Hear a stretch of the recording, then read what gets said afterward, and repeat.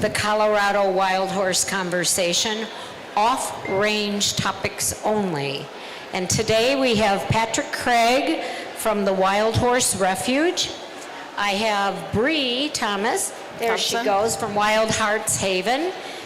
We have Lisa Mallory from Halfway to Heaven Rescue. And we have Sarah Matlock with Colorado State University. I'm not going to mess that up 2 days in a row. I'm going to let them start their conversation about the Colorado horse topics, wild horse topics. Great. You got your own. They're sharing. This is Sarah. Sharon.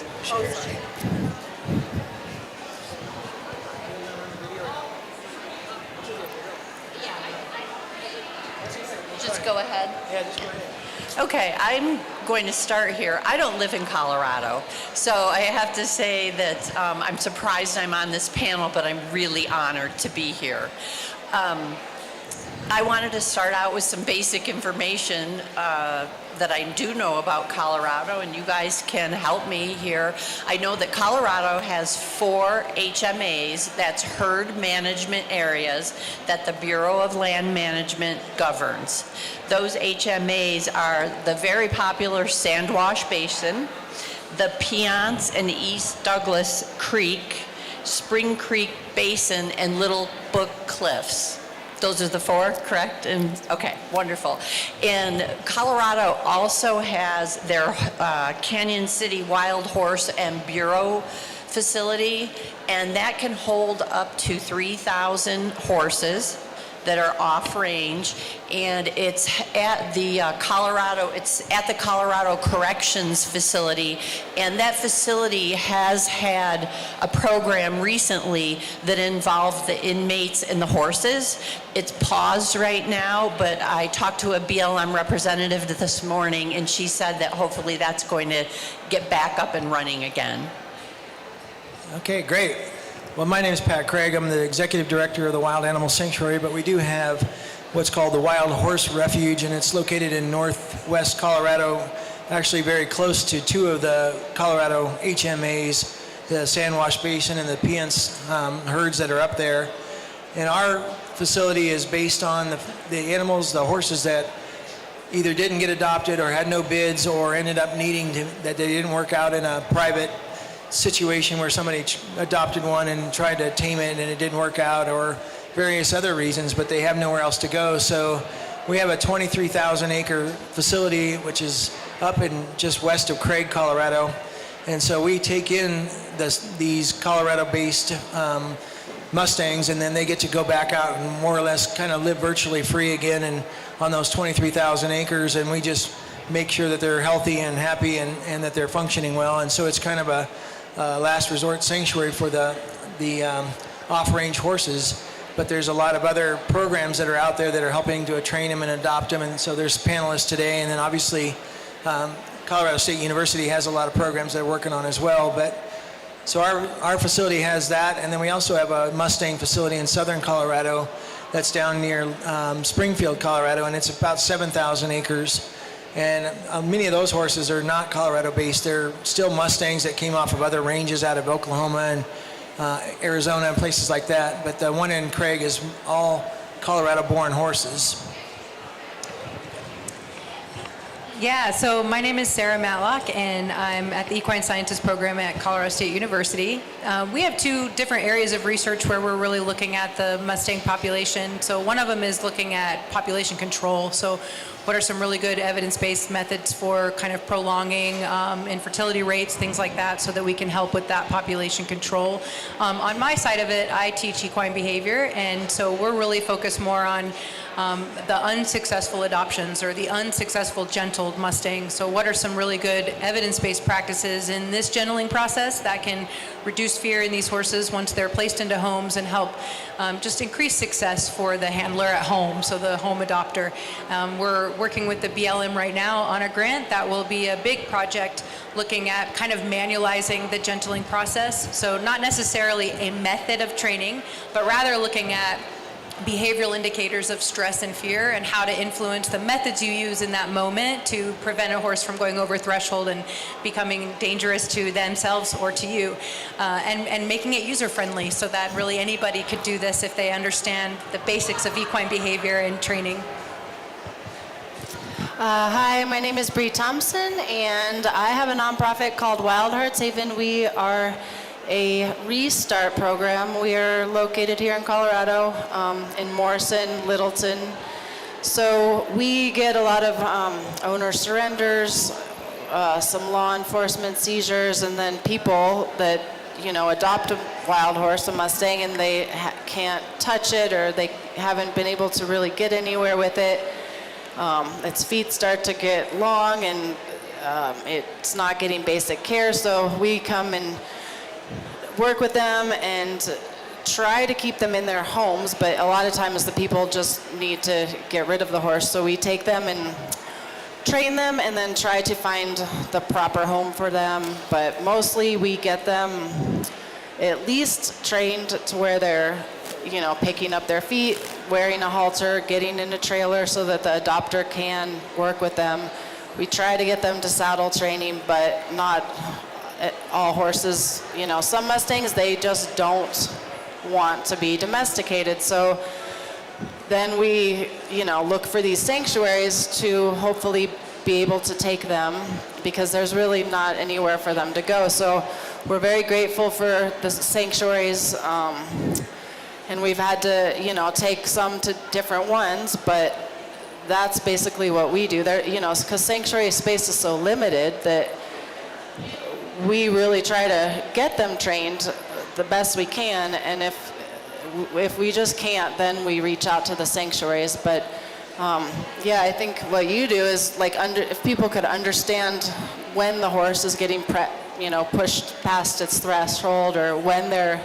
Because people, they can actually do damage by trying to train a horse. If they do it the wrong way, it traumatizes them so much that they come to us and they're just broken, and then we have to kind of undo all that and fix them, you know, back up and try to get them out into the world. So it takes all pieces of a puzzle for these horses, but yeah.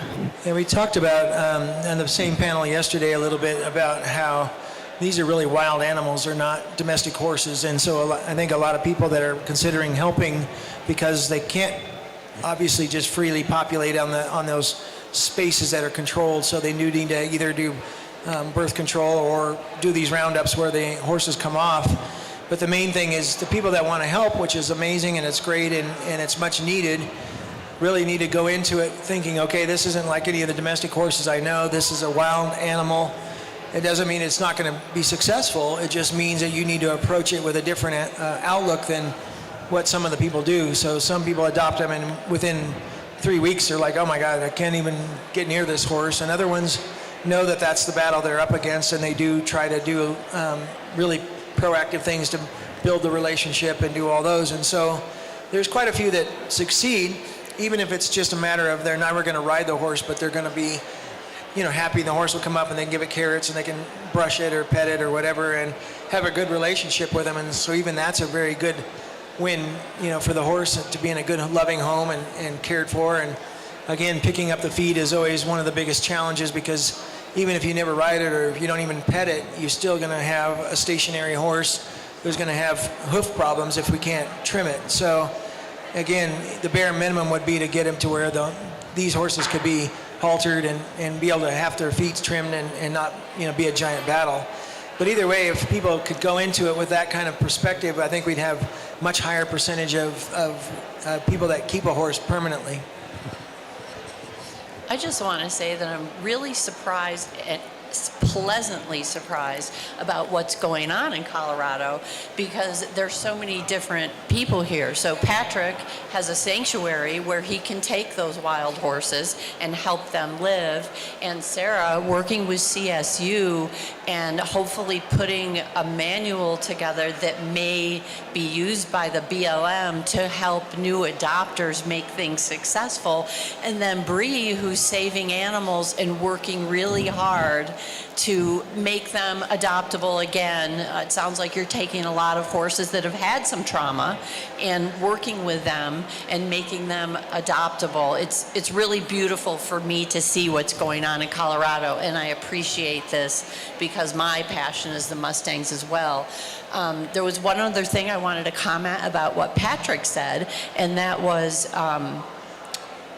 about new adopters maybe having an idea that it's going to be an easy process. It can be an easy process, but it's a different process.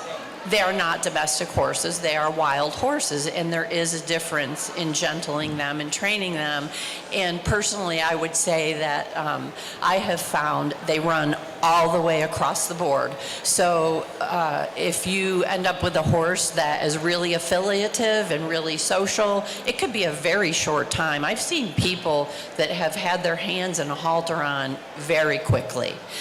But also, I've had horses that have taken forever, and forever I mean up to a year, just to really make them comfortable with handling their body, with putting that halter on. So it's a vast range of what people are going to find, but there are a lot of people out there, they're not, maybe Bree does, but there's other people out there that will help new adopters with horses that, you know, if they can't figure out what's going on, there's a lot of help out there from people.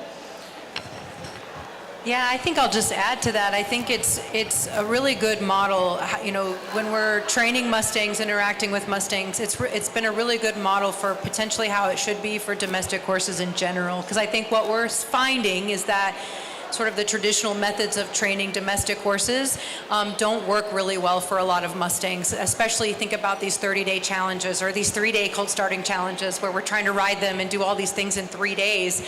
And that can be really overwhelming for a Mustang. And so, and like you mentioned, some of these Mustangs, they experience so much trauma in this gentling process that it can be really hard to undo if we ever actually can undo it, because their survival is so highly evolved and adapted compared to the domestic horse. So I think that they can be a really good model for potentially how we should be interacting and training all horses by showing us that just because our domestic horses don't express as much fear or anxiety doesn't mean they don't feel it. And then I think for our general equine population, it's building our tools in our tool belt. You know, we really historically only have one significant training method that permeates our industry, and a method is only as effective as the horse you're responding with. And so I think for us as equine professionals working with Mustangs, it's about building a library, a database, so that every individual Mustang or domestic horse is unique in how we interact, how we train, what tools we use, and really the only predictor of what we use is their behavior. How do they respond to what we're asking? And are we asking or are we demanding? So what I love about Mustangs, I feel like everybody that works with horses should start with Mustangs, because it gives you this sense of humility and patience and empathy that sometimes working with domestic horses we just don't really learn because they're so forgiving. Yeah, absolutely. I know that it's not really related, but in the sense of what you just said is our sanctuary deals with all sorts of animals, including lions and tigers. And the very first cat that was ever rescued was a jaguar, and nobody ever told us they're the smartest of all the cats by far. They're actually almost like a primate in a cat body. They can watch some human do something and go mimic it, like opening a gate or a car door or whatever, and just blow your mind. You're like, oh my God, you just saw me for the first time do that, and it just did it. So after that, every other cat, whether it was tigers, lions, bears, whatever, seemed like a really easy. So in that essence, it does actually apply that you, from that point on, your perspective is much better because you've realized what really is like a challenge versus some that you thought you were doing a really big challenge and it wasn't. But you know, I wonder if there's a way that it's kind of hard because of the federal government works in certain ways and has certain parameters and restrictions, but almost if you could evaluate the horses when they come off the range and maybe even classify them into like 3 categories and go, okay, this is one of those ones that's just walking up to people like it's no big deal. This is one that's like, oh, it's not scared until you start to get it in a really confined space, or you're starting to push it. And then maybe the other ones that are like, they're just trying to get out without any pressure at all. They're just crazy. And not that everybody would not adopt that third class, but at least people going into it might be like, well, my experience, I don't have enough experience for class 2 or class 3. I could do one. And there might be trainers and people like, Bree and others that are out there, and even CSU that does all these things, go, oh, well, I'll work with 2s and 3s or whatever. And that way, the ones that get adopted, maybe the percentage of success is higher. I don't know. But it's just something to think about. I think that that's definitely something to think about, and I'm actually asked that quite a bit. With the Mustang study that we did 2 years ago, that's one of the first questions, is there a way to predict the trainability of a Mustang based on personality or temperament or how they respond within those first 24, 48 hours? I can tell you that's something we want to look into. I'm always a little scared, because you even kind of mentioned it, we never want to say this category is untrainable or this category couldn't make a really good equine companion. But I think there's real value and merit in understanding that this category does take a very special trainer understanding behavior, maybe a more advanced understanding of behavior. And I do think there's pretty easy assessments that we can do, even just based on, I mentioned yesterday in our discussion, we had 5 of our horses that were so easy. They were our all-stars, and we had them all haltered within 24, 48 hours. Their temperament and personality was so very different than the 5 who actually didn't become successful through clicker training alone.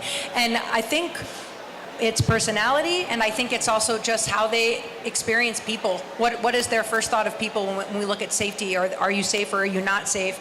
I think it would be an excellent tool to develop. Yeah. I think it's brilliant. Yeah. They do it with rescue dogs. Yeah. Yeah. Could you tell me more about the study that you did 2 years ago? I guess I missed that yesterday, but I'm very curious. No, I love talking about it, so I'll try and keep it short. But essentially, I really wanted to look at the least aversive ways of gentling Mustangs. I knew that historically Mustangs are, they can have a huge flight response. They can scale a 6-foot panel. They can run for miles and miles, and even die of a heart attack just for being so scared. And I've always been really interested in trying to reduce fear issues in horses when it comes to training and interactions, because most behaviors are fear-induced when we look at training. And so we did a study to look at what we called the least intrusive, minimally aversive method, the LIMA approach, which is through International Society of Equitation Science Research. And essentially it was clicker training. So we wanted to know, can we gentle all of these 15 horses through clicker training alone? And then once they're clicker trained with the BLM standards of gentling, then can we transition them over to traditional pressure release to try and start them under saddle? And how do they respond to that pressure when we do that? And then we looked at cognitive bias, so their glass half full, glass half empty outlook on life, and we looked at stranger danger. How did they sort of categorize people after that initial clicker training? So the 5 all-stars were wickedly fast. They were gentled much faster than a traditional horse, and typically they went through the training so fast. They were lined up at the gate ready for their turn, and they'd come back and wait for their next turn. They were so excited to be a part of the study, and tested really fast. These are all Mustangs? All Mustangs, From yep. different HMAs, not All just- from the same HMA. Which They one? were all from Nevada. Okay. All 15 were from Nevada. And so there were 5 that were a little bit harder to get initial contact. So they took a longer to get first touch. They took a little longer to get the tag off. They took a little longer to touch all over their bodies. But once we breached that, then everything went really fast. So it was almost like they were interested, they were curious, but they still weren't sure about people. So creating that trust took a little bit longer, but once it was created, it went pretty fast. Then we had 5 that literally never responded. So we could get to the tags. I think we got tags off of 3 of the 5, but we never progressed beyond that with clicker training alone. Because it's important to understand with clicker training methods, they had full access to the food that we were using as the motivator. So they had access to alfalfa, which we used alfalfa cubes. So really the engagement was completely by choice and interest. Like, am I interested? Does this look a little fun? And then also they had a choice whether to participate or not. So we never required that they be part of a training session. They chose to follow us in the pen, they chose to continue on, and they were allowed to leave if they got scared. That ability to leave, we found, was really crucial in the methods being working so fast, because we never had a Mustang go over threshold. When the Mustang got scared or nervous, they simply walked away. We never pushed them beyond that. And so what they learned is, like, if I'm a little scared, I can take a few steps and then come back. And it was almost like they were allowed to reset their nervous system in that process. And it was super cool. But I think what happened with those 5 that were just from the get-go really avoidant of people, they never were really able to say people are okay, because they were always allowed to leave. And they were so highly reinforced for that internally, like their nervous system was like reinforced for being able to leave without any consequence, that it was problematic for clicker training alone. So, yeah. Interesting. Yeah, for me, it's always a factor that we, as humans, tend to look at animals like, you say, oh, well, those are goats, so they're all the same, they act the same, and the sheep act the same, and the horses and the cows. But then, you get into domestic dogs, and you'll have a Doberman breed or a pit bull breed, and you'll have a poodle, and you would never say, oh, they're all the same, because you're like, oh no, this pit bull is gonna, bite me or do whatever. And so it's funny how we'll have certain animals that have breeds, and through education and exposure to people, we tend to go, oh, okay, there is a difference here. And with these wild horses, for me, it comes up to like, hey, like you were saying, what was their life experience, or what was their experience with people? I almost go back to the fact that, these wild horses are mutts, basically, and some, like when you see an Arabian horse or something like that, you're like, oh, Arabian, because it's got all this perky stuff and it's wound up tight. And so maybe there's something to do with those 5 versus the other ones that were, maybe they had ancestors that were part draft horse or part something that might be attributable to the personality that horse has, because we just don't really think about horses that individually very much. You could obviously say, well, yeah, a draft horse is a little different than a regular horse. They're built differently, so they act differently. But I wonder if some of that is that you look at them and they don't look any different from each other, but yet one's heritage has this and this and this, which makes it much more flight and fright and all those things. I don't know, it'd be nice to have a study to kind of try and pull their DNA, and then maybe 5 years down the road you could say all the ones that were those 5 that always flunked had this ancestry or something. I love that, and I think it speaks to the whole conversation about nature versus nurture, right? And I'm a full believer, just studying behavior, that it's 50-50. It's the genetics of the animal that predict behavior, and the environment that they live in that predicts behavior, 50-50. They both have as much influence to how the animal shows up. But I agree, I think there could be some really good research. I mean, we know anecdotally, like which herds have more quieter Mustangs typically, right? And which ones are like, oh no, those are gonna take a while, right? So I think there could be some good data behind that. Yeah. Yeah, it's funny because a lot of the trainers, they're like, oh, the Devil's Garden, they're so easy and chill, and then like the pine nut HMAs, those are like the crazy hard one. Well, it's just interesting how people talk about different HMAs, but People talk about sulfurs. Yeah. I don't know if you guys have ever heard that, but a lot of people don't get those sulfurs because they're crazy. I have a sulfur and she's in my pocket. yeah. Yeah, it's interesting, but yeah, I guess to just, I guess if everyone could maybe, yeah, like if the BLM had a basic guide for adopters, or like an online thing to, like how a lifeguard, for your first job, you have to take CPR, like maybe watch a course, and then you can adopt your horse and just get basics, and then have resources of if they do get in trouble, they can reach out and get help. And then, I mean, you have to consider too, like some of these Mustangs, for the adoption events, they're traveling like all over the US. Like they've probably been to more states than some of us, and to get on and off the trailers and all these people looking at you and then do it again. And yeah, it's a lot for them. Yeah. Well, going back to what I was saying earlier, you could line 5 people up, and one person you walk to, and they're like, oh, I have a personal space. Do not even get within 2 feet of me.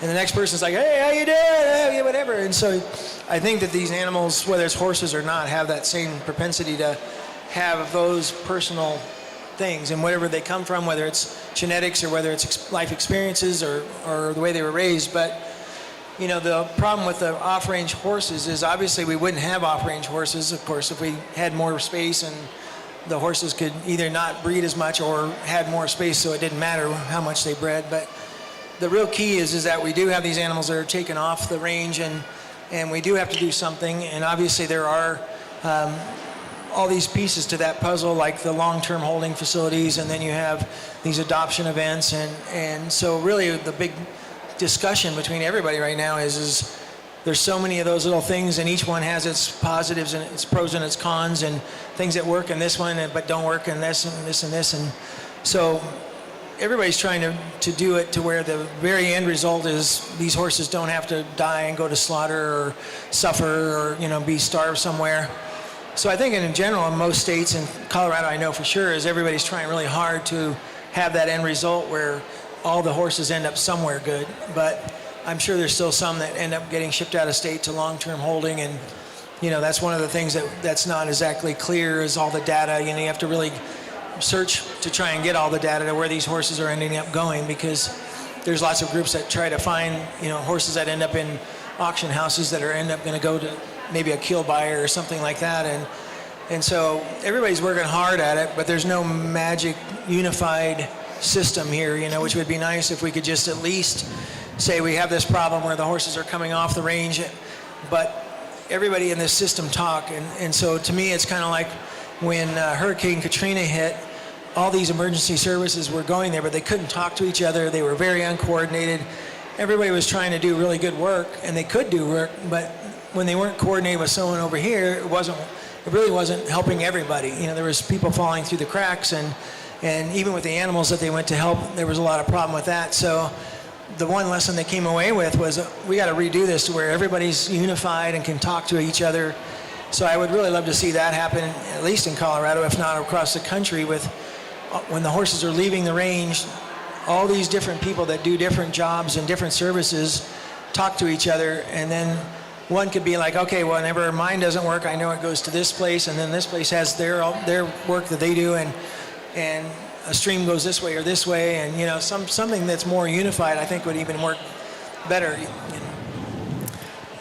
One of the great things I think about our Mustangs, well, first I'll say the on-range Mustangs, there's so much controversy that personally I try not to even get involved, because there are horses that are off-range, and right now they need help.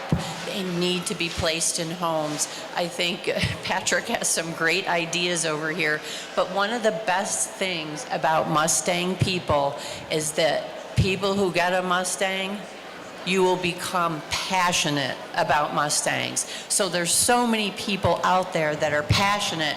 If we could just unify and find a way to get these horses into permanent homes. Yeah, I think too, I don't know if anyone really knows that, well, you guys probably do, that horses go to slaughter. You know, it's illegal to do it in the US now, but so now they have to go to Canada or Mexico, mostly to Mexico. So there's the thing called the SAFE Act, all that. But what's happening is when they do end up in these kill pens, so first they go to livestock auctions, and most of the time the only people that will bid on them is the kill buyers, because most of them are unhandled, and it takes a lot to, you know, deal with a completely wild horse. So they're ending up in kill pens, and then people are what's called mass bailing, where someone will create a fundraiser, and then all these people will just pitch in like $20, $50, whatever, $5 to save the horse from slaughter, but there's no real plan for it. So they're ending up in these like really shady, I mean, some of them can actually be nonprofits, you know, like they have the status, but they're not, like they don't keep, the people who donate do not follow the horse and then check in on it. So these places are becoming like hoarders, and they're taking in the donations and then not actually taking care of the horses, and it's become a huge problem in the last, I'd say, 5 years. So It's a scam, basically. it's a huge scam, but the horses are suffering because they're just, I mean, it would actually be better if they went to Mexico and just like within a month it's like this is drug out for months and months, if not years, and they starve to death, they don't get the basic care that they need. So that's like the thing nobody really wants to talk about, but I'd say if you do want to help and like you actually can't adopt one, like research who you are supporting and who you're donating to, because a lot of times you think you're doing something good, but it's actually the horse is in worse shape. And Bree, I didn't even know about that problem, actually, and I've been around Mustangs for quite some time. I didn't really know that was a problem, so thank you for opening my eyes. I have seen online where they want to fundraise for Mustangs. I will say that my rescue, Halfway to Heaven Equine Rescue, we just adopted about 6 weeks ago. We pulled a Mustang from the Stroud, Oklahoma kill pen, and he'd never been handled, never had a halter on. Somehow they got his tag off, wild as all get out, but that horse is now in my pocket. So I have 2 in my pocket today. yeah, I mean, there's a ton of them in all of them, Stroud, whatever, but also I'd like to emphasize, like, there are nonprofits, rescues, whatever, that will get money ahead of time and bid at the auction. So like what I consider a real rescue is it when you can keep them out of the kill pens to begin with, because those kill buyers, fake kill buyers, like not all of them actually have a contract to ship horses, only a few do now, but they still sit there and get funneled through all kinds of bad hands. But if you could help people that go to auctions and actually bid against these kill buyers to keep them out of the kill pens, because these kill buyers have become millionaires off of the backs of these horses, and they're still going to ship their quota to Mexico, so it's a fake scam, and the horses are suffering. So let's just all try our best to keep them out of those places to begin with, because they have strangles. Like there was a strangles outbreak at Stroud like a month ago, and then they're all getting sick and passing. It's a nightmare. Yeah, I mean, obviously we're talking about Mustangs, and we know that domestic horses have a huge problem, and thousands of those ends up in those same auctions and end up going those places just simply because there's not enough people to even adopt a domestic horse, let alone a Mustang that might be challenging. But we also mentioned yesterday about the horses that are outside the HMAs. I mean, there's thousands of horses that are in these non-official HMA areas. Or even the reservation Mustangs. Yeah, and those don't necessarily go through this whole rounding up and adoption process. Some do and some don't, but then you have national parks and forests that have tons of these, that's how, the burros from the Grand Canyon originally got all that attention, was because nobody even knew that there was all these burros that were down there originally a long time ago. And so the real question is, back to the big problem, what are we going to do about these horses that exist now on those wild ranges and can either be maintained that way and it won't get worse, won't shrink, it won't, I don't know, whatever, they won't cull them too much or whatever. But so I'm glad that all of us are doing work to, help with them once they do come off that. And that's the subject today, is about, off-range horses. But still, it makes you worried about the horses that are not even part of that system, and so not that there's anything that I'm suggesting that we can do about it, but I just want to make sure that everybody keeps that in mind, that, oh yeah, it may seem like we're winning the battle to some degree with these guys, but yet there's a ton that we're not even talking about yet.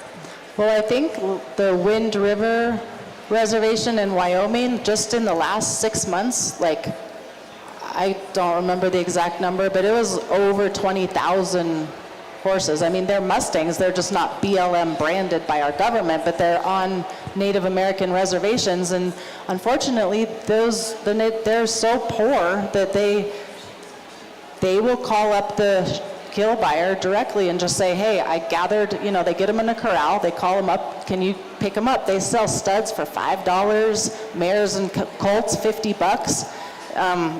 But I've tried to start making contact with these people to, buy their horses for even $10 more than they'd get for meat prices. And I mean, those reservation Mustangs, they're amazing horses. They're not any worse than any other horse. You just have to work with them. And we got 3 of them last year that they actually ran through an auction. They were already microchipped to go to Mexico, but one of them was a stallion. We had to geld him, and we still have him. He's more difficult to train, but the two little fillies, they found great homes. And but yeah, like there's so many off-range, like on the reservations, that people don't even see or hear about them. They're just shipping directly.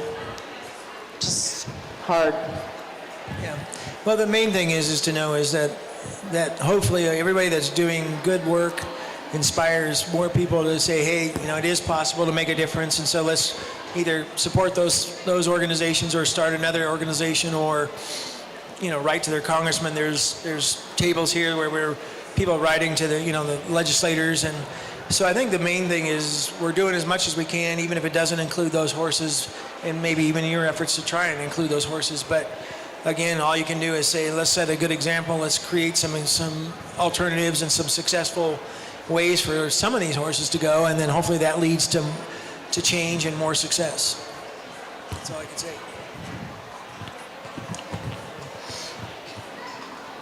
I forgot what I was going to say. It's my age. I'm older than anyone else on this panel. I just remembered it. So what I wanted to say was, I love what CSU is doing with all their research. I would love to see a program similar to what used to be called the TIP program. And does anyone know what those initials stand for? The TIP? Trainer Incentive Program. Okay, so actually the name is kind of odd because they're incentivizing trainers instead of focusing on Mustang placements. But in any case, they used to have these trainers that would take Mustangs in and would gentle them, and the BLM has a list of requirements that those horses have to meet, and then people can adopt them. And that program, unfortunately, has ended for now. And as of yet, I don't think anyone else has picked up a program like that. So I really believe that somehow we need to get some trainers out there who can help new adopters that need help. There's some new adopters that, have had horses forever. Maybe they've trained a few Mustangs. They're completely fine to go off on their own and do whatever. But there's a lot of adopters, some are even new horse owners, a lot of adopters that need help. And I think that's kind of where possibly CSU could come in and help do some research or some study on how a program where trainers help could work and make it possible. Because it needs to be evidence-based. We need to know that these trainers are all training the same way and then it's going to work. But I think having more trainers to help adopters would also help the off-range horses. Yeah, I think from my understanding of that program no longer being funded, when you looked at the numbers of how many horses are taken out of long-term or short-term holding through the TIP program, it just wasn't quite enough when you looked at how much money was going into that program, and because it was funded by, I think through the Bureau of Land Management. And so, I know that they are trying to put a lot more of their funding, of that specific funding, into research, both educational research, so looking at programming that helps adopters rather than just paying one individual. Now you're creating sort of a network that can help everybody. And another program that they just funded through natural resources at CSU actually is a K through 12 education program. So it's teaching young students about the BLM, about the Mustang, the plight of the Mustang, and creating a narrative about these horses that are from evidence rather than just sort of like what we share on social media or what our own biases might be, is really understanding the problem. Because it is a problem. We say anecdotally there could be about 100,000 horses on Native American or indigenous lands, 100,000 horses that are not part of the BLM network. And then you look at the number that are part of the BLM network, where we really only have enough land to sustain about 25,000 horses, and we're probably pushing 100,000, and then we have around 50,000 or so that are in long-term holding and short-term holding. So that's a lot, and we cannot get control of the population. They are really good at breeding. breeding, which is why they're domesticated. That's one of the requirements for a good domesticated animal, is its ability to breed easy. So it's a really deep problem, and I think education is the first step. Really understanding what it is, what the problem is, where can we pool our resources, kind of like what you mentioned, so that we can all work a little smarter instead of working really hard in our little niches, but coming together and working a little smarter, I think is the key. And then kind of along what you're mentioning with the training practices, the evidence behind good training is so important, because if we remove the fear, then we can make it accessible. And right now, if we're working on fear alone, you have to be a certain kind of tough, right? Yeah, so the thing that worries me a lot is, I think most people here, no matter what industry or business you're in, we all realize the labor pool is shrinking, and it's harder and harder to find people that are willing to work, even if you pay them, let alone if you don't pay them. But so I guess part of that going in the future is to say maybe that it's going to turn around and it won't be a problem. But if it stays a problem, then even if we have some really good ideas, we may be going, oh my God, we can't get enough trainers, because let's say they didn't stop that funding, but yet they couldn't get enough trainers to do it.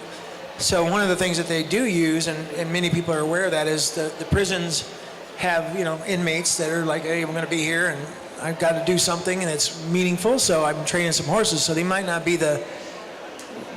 not receive any training that they should have to do what they got to do. Maybe they do. I apologize, I don't know enough about the program, but again, there's maybe a resource, and not all the prisons are in a place where they can have pastures and horses and hay and all the things. But Canyon City here in Colorado is one of those who does allow the inmates to train horses and work with horses. And again, in other parts of the country, I've seen inmate programs working with dogs from shelters and rescue dogs. And so I guess and the main thing is whether or not it involves using that system or whatever. As a employer, that we employ about 100 people at the sanctuary, and that is a super big struggle for us. And everybody I talk to, it's a big struggle. So that's one of the things that I'm always concerned about going forward, no matter what, because it used to always be money was the problem. Now it's almost the other way around. You can have money, but you've got nobody to do anything with it. So just something to think about. Yeah, we've actually thought about this at CSU, looking at one of our biggest issues in the future of our industry is, let me just start over. One of the fastest growing facets of the equine industry is equine assisted services. So horses that are integrated into human health is booming as an industry. But one of the biggest challenges we see are most horses that go into equine assisted services are second or third career. They're 20 plus years old. They have chronic pain, but they're really good, very good, well-natured horses. So they make a good therapy horse, if you will. So we've actually talked about the value of potentially gentling Mustangs and then training them through really good methods that create like the ultimate service horse. So I think identity can be really key, in other words, for Mustangs. When we can show a place for them in society, especially helping people, using good training methods that help them get there, then we fill a hole, we fill a need with a population that needs a job. So, yeah. The only problem is they're going to have bigger airplanes for all the people that want to take their support horse onto the plane with them. That's where the mini burros come in, I don't know. I think I heard somebody actually tried to take a support pony onto a plane one time. Yep, I have heard that. But it would be good if all the government agencies actually used Mustangs, like for police horses and fire, all of those. Like, why don't we do that? Yeah. I think showing that we can. I think they have a stigma. I like to talk about when we think of rescue horses in general, 50, 60 years ago, you would never have adopted a dog from a pound. And we called them pounds, right? Like if you wanted to bring a puppy home to your family, you got a full-blooded dog because you were scared of dogs that were in pounds. And it was a rebranding of dogs in rescues. We call them rescues now for a reason, but it was a rebranding to the public to showcase these dogs, that they were amazing dogs. Some might have trauma that needs to be undone, but they're really great dogs. And we're doing the same with rescue horses right now with the Right Horse Initiative. I think the same thing can be done with Mustangs. When we have a certain management or method that increases fear and aggression, then we're perpetuating this kind of bias against these animals. But when we change that and can show they're great. Yeah. We looked into a lot of that history about, because when I started the sanctuary 44 years ago, Boulder was just opening their first shelter for dogs and cats. You know, it wasn't a thing back then. Like you said, when I was a small child, you know, most people would say, "I want to get a dog." You go to a breeder and get a dog, and that was it. There were nobody was running around catching the feral dogs and trying to get them homes. They were either catching them and euthanizing them or shooting them or whatever they were doing. But so that was a new thing. But what amazed me was how back then, if you asked a child in school, maybe let's say in the late 50s, early 60s, "Hey, where do you get a dog?" They go, "Oh, you go buy it at the pet store."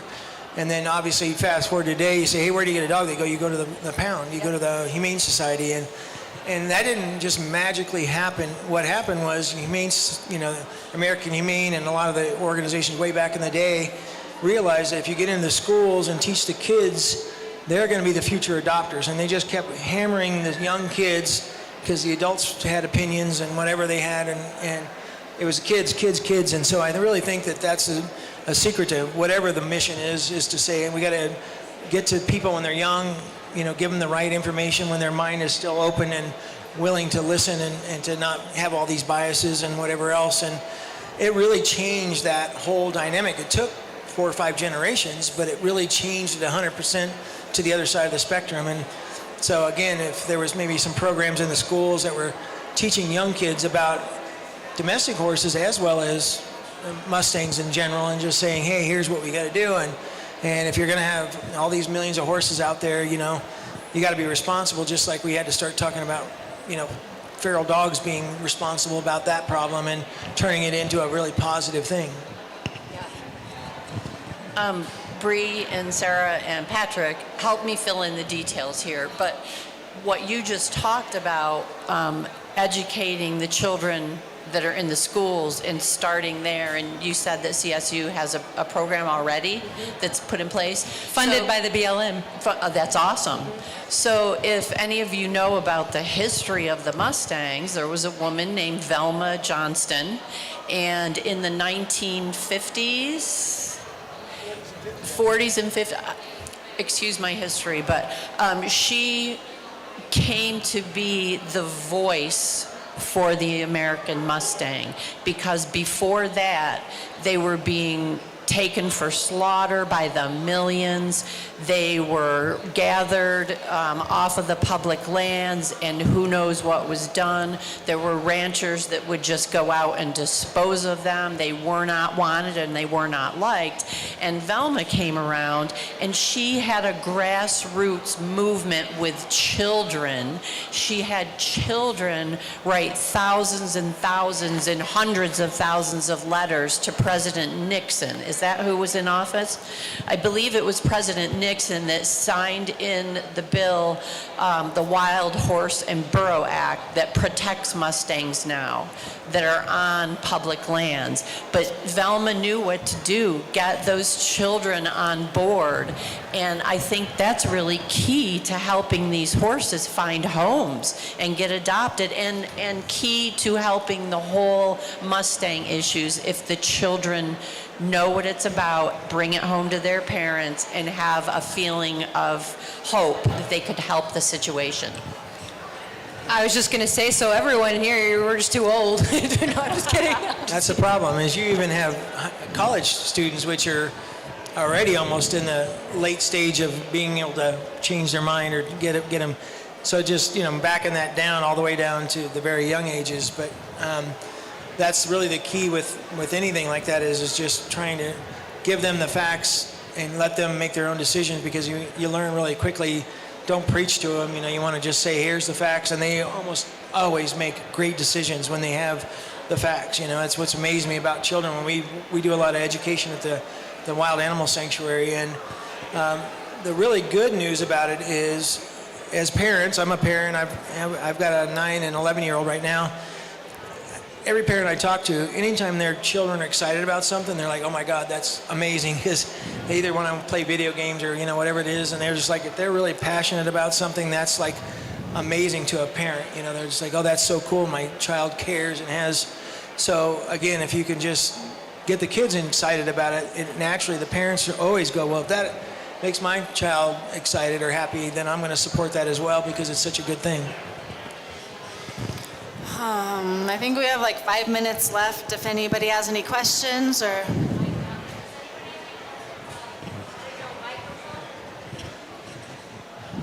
No? Yeah. I'm sure somebody's going to think of something. Yeah, so the Wild Animal Sanctuary has lots of things going on, and obviously the most recent one is the Mustangs. But basically, every time we run into captive wildlife, because we consider these Mustangs to be wild animals, and they're in captivity now, they were taken off the range, then our goal is to always give them the most natural place to live, almost as if we could get them back to where they originally were. So with the lions and the tigers and all the animals that were born in captivity that were either out of the zoo system or private breeders or crazy people like the guys that were in Tiger King, if you happen to see that crazy show, those people were breeding, 50 to 70 baby tigers, and each one of them was, and there was many of these characters, and so we were constantly seeing tigers and lions that we had to rescue that were 6 months or a year old, because once they were too small to charge people to hold them and take pictures with them, they didn't want them anymore, and so they were getting rid of them. And so for us, we could have obviously just taken them and put them back into a traditional cage and said, okay, well, we'll keep them alive and feed them, but we really want to make sure that if they're going to be in captivity, they're going to live the best life possible. So we have 3 facilities for lions, tigers, and bears, and the one outside of Keenesburg, if you haven't been there, we give them these big natural habitats to live in. So we'll take animals that are born and used for cubs, and then they lived in a small cage for upwards of a year or whatever, and they get to go there, and we rehabilitate them so that they get to live in anywhere from 5-acre to 300-acre habitats, and they'll sometimes live with other lions or tigers. So we have prides of lions and wolf packs and all sorts of things that live in these big natural spaces. So when it came time for us to get involved with the Mustangs, that was the number one thing, was we need to get a lot of space for these horses to go back to living as close to what it was like in the wild before. We can't put them back on the Sand Wash Basin or wherever they came from. But we ended up buying 23,000 acres just 30 miles from the Sand Wash Basin. So it was like they got to go back home, but just live at the neighbor's house instead of their house. And basically it's the same. They run free out there. The only thing different is the BLM has gelded the stallions, so they're not able to reproduce. But otherwise, they run free, graze free, do everything they want to do just like they used to do. And it's about as good as you can get, short of just never messing with them to begin with, and that's really our goal. Yeah, go ahead. So this will be the video.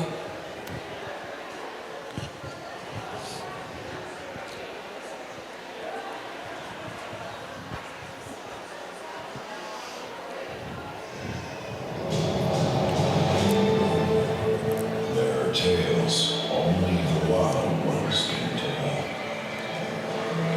The spirit unbroken, tamed, wild, free.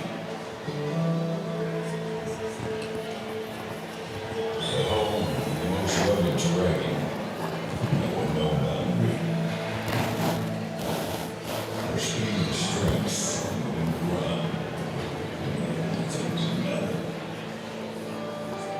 Oh, the spirit of the wild boils hot in these veins. Yet it seems as the world gets a bit more crowded, a bit more busy, a bit more covered in concrete and fence, there seems to be less and less wilderness for these wild ones. The ones who call Colorado's roughest spaces home. And so they found their freedom fenced up. And then, by bars, rounded up and corralled, their spirit bound tight by no choice of their own. Until today.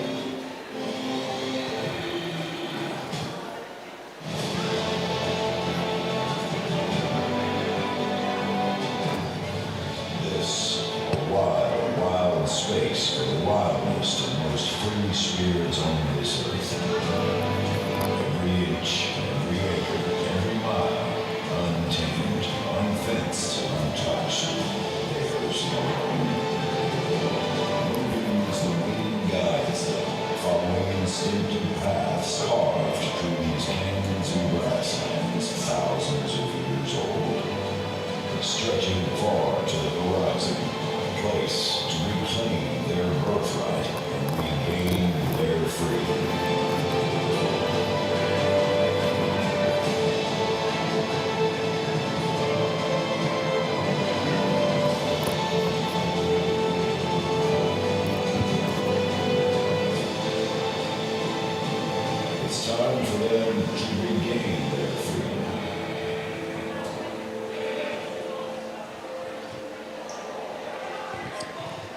Okay, so every bit of, thank you very much, but every bit of land you saw there and every horse in there is from the refuge, one of our 2 refuges. So those are all the land that they live on now. Those are the horses that are living there now. We're constantly taking in new horses, but we are also buying more and more land so that we can keep protecting more horses. So we do have a program where people can pay $777 to buy an acre of land and give it to the horses or the lions or the tigers or whatever you want to do. But that's truly the secret to our success, is just people that care, that are helping buy this land for these animals to run free on. So it's kind of neat to know that all those, that's not just stock footage. Those are real horses and real land and everything there. Where are those located in Colorado? Yeah, so one of them is up by Craig, Colorado. It's just west of Craig, between the Sandwash Basin and Craig. And the other one is down near Springfield, Colorado, which is in the southeast corner of the state. And that was the one that you saw that had canyons and more trees and things like that. But they're very, very wild and rugged. You know, they're amazing. That one is about 7,000 acres for the horses, and the one up north is, we keep buying land and adding to it, so now it's over 23,000 acres now. But anyway. I think our time has run out, and I just want to thank my fellow members up here. It was an amazing talk, and I want to thank everybody in the audience. You were wonderful. Thank you. Thank you, guys. Thank you. And thank Lisa here. She's the one who does all this. Thank you, Pat. Okay, we're going to get ready for our next panel. Let me get organized here for a minute. Give us about 4 minutes, and we'll have our next panel on.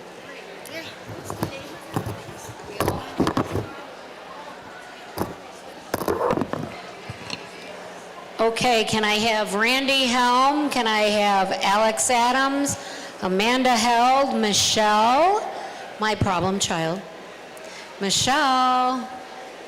And then can I have Christy and Joff and Andrea and Dr. Gerke? And we're going to have to bring chairs from Michelle. Stop. Michelle, stop. Stop. Get chairs. Michelle. Michelle, stop. Amanda, Andrea, turn around and go grab a couple of the chairs out of our booth space. We need 3 chairs. Jeff, are you okay if you want to sit? You can sit here too. We're trying to keep people this way versus that way because of the sunlight on the screen. So we'll have you kind of, or do you want to sit on a chair? Yeah, that's fine. Right here on the end is fine. Okay, we just can't go any further than that? Yeah. We've got high chairs in our booth space. Yeah. Yes. Yeah. Or I can sit in a low. I can sit in a low chair over here. Well, that's why I was asking. Would you be okay sitting here with your buddy? Would you be okay sitting on this? Yeah, here with your buddy. Because we're videoing over there. So Yeah, I have to figure out where I can set Yeah, my we just phone up for our live. we'll have you sit there. We're going to scoot this down just a little bit. We're going to stay out of that.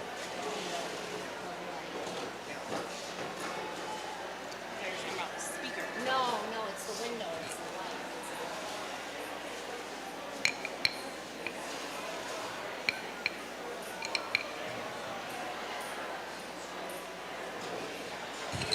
Julianne?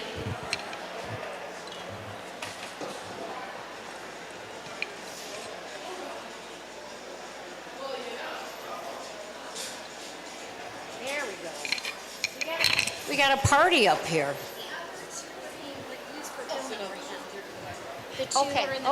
Okay, so let's sit, you're gonna have to sit a little low man on the totem pole. Okay. Okay, I need you sitting down. I have Michelle. I have Alex Adams. I have Chrissy and Joff. I have Andrea. I have, Ellen. Okay. No, just sit. Just sit. Anywhere? Just sit.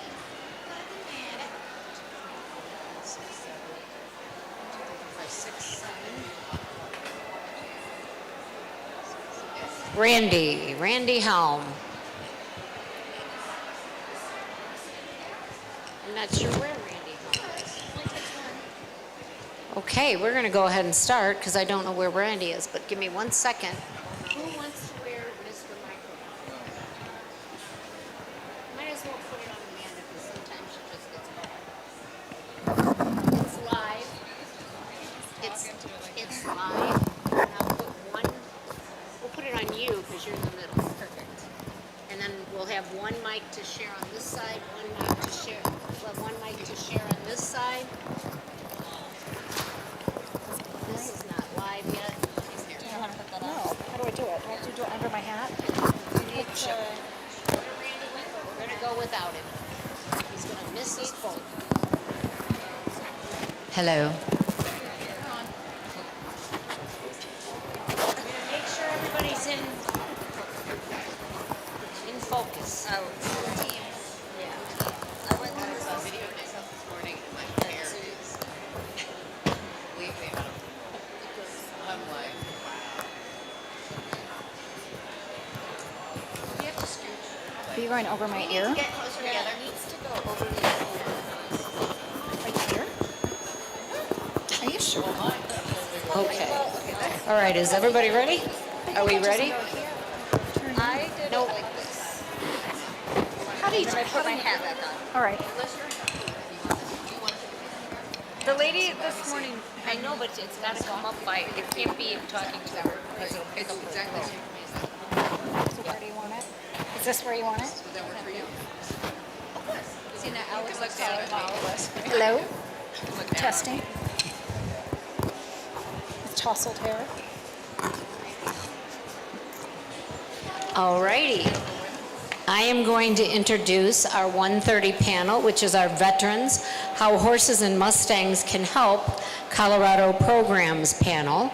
Today we have, you're just going to wave as I name your name, Alex Adams with 10th Mountain Equine, Amanda Held with Hooves, Michelle Kay with Operation Equine.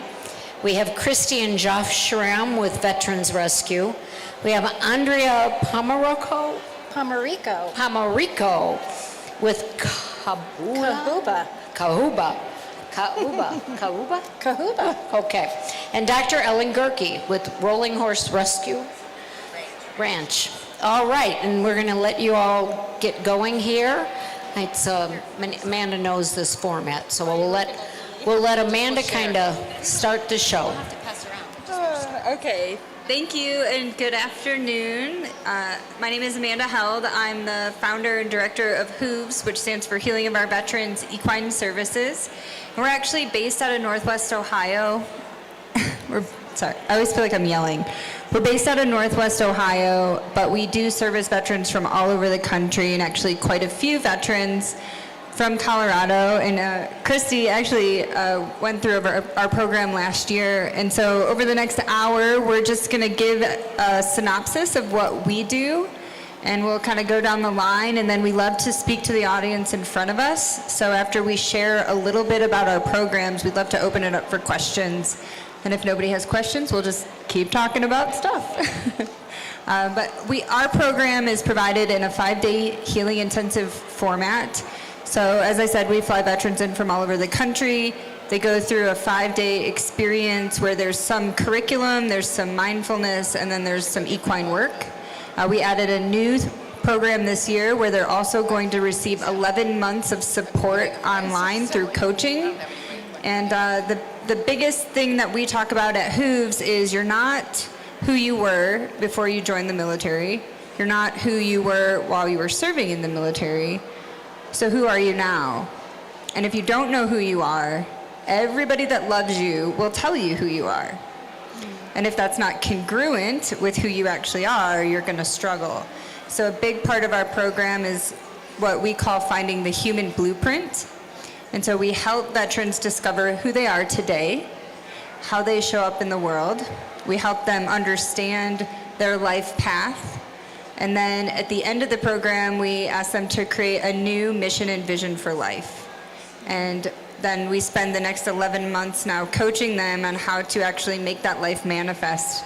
And we do find that most of the people that come through our program within 1 year have actualized most of the things they wrote that day, no matter how untrue they felt in the moment. So that is the core essence of our program, and I'll pass it to Christy and Jeff, and then maybe we can go back that way. Hello, I'm Christy Schramm, the co-founder of Veterans Rescue Ranch. This is my husband, Jeffrey. We are both veterans. Our older kids are currently serving, so when we say that veterans are our family, we really mean it. We have gone through healing, and I gotta say, I am worthy. And my goal coming out of Hooves was to help other veterans, and that is what we do at Veterans Rescue Ranch. I guess that means it's my turn. Our program kind of started out, we were living in Ohio just over a year ago, and I was waiting a little over 2 years to go through a veterans program to get my service dog Ace next to me here. And one of the hardest parts of that is the waiting time in between, because the program's so popular. And so even while I was there bonding with Ace and learning to train with him, I wondered about all the other veterans, including the ones that were there with me. How do they get through that time? And that's where the idea sparked with us to pick up, leave Ohio, and settle down on 75 acres out here in Colorado and provide a spectacular place for veterans to come and spend time, not having to worry about financials while they're here, not having to worry about how they can get there and get home, and participate in programs that we can work together through Operation Equine, Hooves, and things like that, to help them heal, to fill in the gaps where the VA isn't picking up, or the waiting times, to help them get through that median, trying to find that solution that will help them get out of bed every day, to help them get to work every day, to find purpose in their life again. And so we're honored to be able to do that for so many veterans and work with partnerships up here, because this isn't a competition in this field. We're all working together with the same goal in mind, and that is to help our veterans realize there is a better solution than suicide. And so that's what we're doing. Great job. You want to use your mic? Yeah, I'll just use what's on here. I'm Andrea Pomerico, and I'm the founder and executive director of Kahuba.org. We've been in operation for almost 17 years now. We're out of Castle Rock, but we are international at this point. And really our mission is to inspire lives to thrive. Our two ranches, we have 35 acres in Castle Rock, 11 acres in Sedalia, and we are first an animal sanctuary for horses and animals that have just been abused and looking for a lifetime home.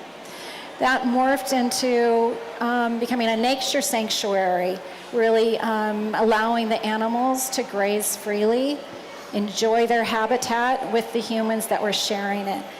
And it grew into a wellness center for humans for holistic outreach. So we have a lot of modalities we share, and that's why I'm on this panel now. We have really spent the last year diving into the veterans and emergency responder area, since that's the hardest hit with suicide and suicide ideation. So I'm partnering with almost everybody on this panel. There's only a few we haven't talked to. And we really are a collaborative organization. We like to say we're a support organization. One of the booth that I'm going to be here today sharing is Beamer. Beamer, for anybody that doesn't know what it is, it stands for bioelectromagnetic energy regulation. It's one of the most powerful healing, self-healing devices on the planet, with 250 peer-reviewed studies. And NASA has just put this technology into the astronaut spacesuits for self-healing in outer space. You might say, well, what does that have to do with veterans and the horses? Well, we're seeing that when the autonomic nervous system is dysregulated in the brain, that is when suicidal thoughts creep in. And Beamer is the only known device on the planet that can instantly, in an 8-minute session, shift the brain chemistry. This is really powerful. So that combined with what we're doing for Mustang rescue and long-term care, especially for those riding programs where they're using any of the horses, Mustangs or otherwise, we're making sure that the horse is supported first so that it can long-term care for the humans. So in a nutshell, that's what we're doing, and we do a whole host of other things as well, but we'll talk about that in another panel. I'm Alex Adams. I'm with 10th Mountain Equine. We're located primarily in Lake George, Colorado, over here in Park County. We also have a satellite location, which actually was where we originally were founded, in Eagle, Colorado, in the Vail Valley. We were originally founded as a rescue in 2019, along with working with equine-assisted therapies for veterans' children and their families. We have begun to morph, as so many of us do, and we still continue all of that service, but we are becoming more and more focused with the Mustangs. I have 2 Mustangs that are 30 and 37, and they've been with me for actually since the same day. Since 2000, I don't remember, 18 years ago, however long ago that was. And in working with them and in working with the people that I've worked with over the last long period of time, we found that the Mustangs, with having been in the wild and then returning and then turning to captivity, we find an awful lot of similarities there, not only with the actual veterans having been in military service, but with anyone who has been bound in some way. And I don't mean that physically, but bound within their own minds, unable to escape the torment that they feel there. And with the Mustang horses, we find similarities in a way that we can help the individual humans and help the horses. We have some programs where all of the programs help both the people and the horses. I guide everybody through particularly structured methods and sessions where they can come to be able to be comfortable in their own skins, where they are, and we give them tools so that individuals can take the practices that we have home with them. So we'll teach them methods with the horses where then the individuals can go home and work with their own pets, their own horses or their dogs or other animals. And so in doing that, we hope to, especially with the Mustangs, we hope to be able to expand, reach more people, be able to help more people. The real objective that we have is to be able to help everybody.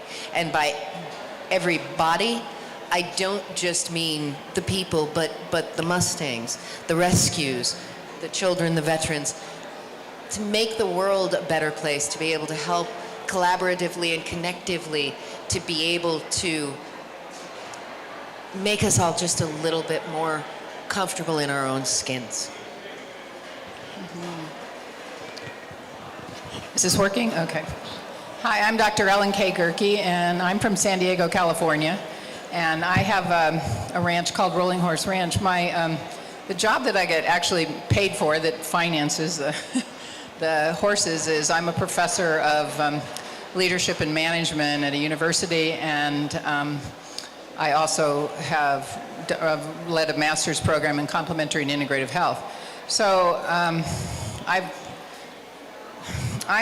the one who people keep probably they don't know it's me necessarily, but I worked with HeartMath starting in 2005, and I did the original research on heart rate variability and looking at the human-animal bond and the relationship, and everybody keeps quoting me, and they don't usually refer to me, though.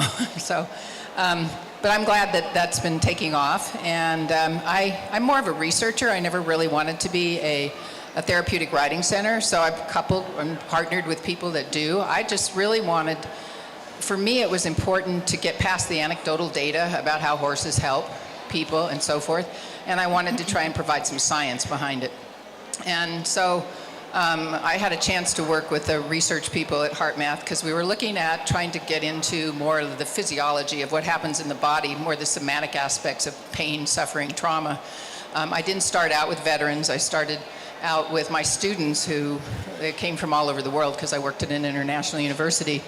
And they would come out to do the leadership classes, and then I started having a lot of corporate people do leadership workshops.